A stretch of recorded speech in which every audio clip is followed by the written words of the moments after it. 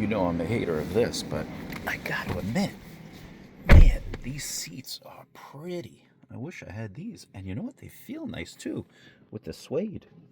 Very, very nice. The outside's ugly in the stupid steering wheel. But, yeah, this is actually, not bad. Not bad. Okay, differences, whatever.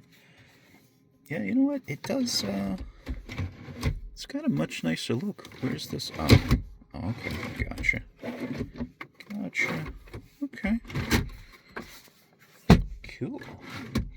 Yeah, I like this suede here. On the roof, too. Trying to be like Audi. But yeah, it's definitely cool. Oh, yeah, of course. Apple, Apple, Apple. That's all they know. Yeah, these Tesla nerds will definitely love that. Because this way they could just, play with their stupid iPhones that are outdated. Kind of like this car, really. This is what, like a 15-year-old car? That's friggin' nuts. Where's the lights? Why are the lights on? No reason to have those on. Yeah, cool car, though. Very cool.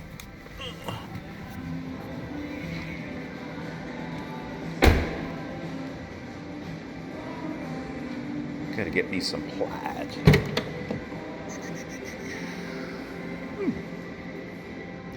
These things used to have rear seats at one time, imagine. These wheels are horrendous, but I wonder what happens when you take off those caps. Is it actually really nice? I don't know, the front actually looks like the older one now, if you ask me. Yeah, looks kind of 2015-ish, but whatever. I'm at the Brooklyn location. It's actually very nice here. Everybody is really nice. And, you know what? Don't really have anything bad to say about anybody, so. Really here. General manager's like 30 years old or something, too, so it's kind of funny.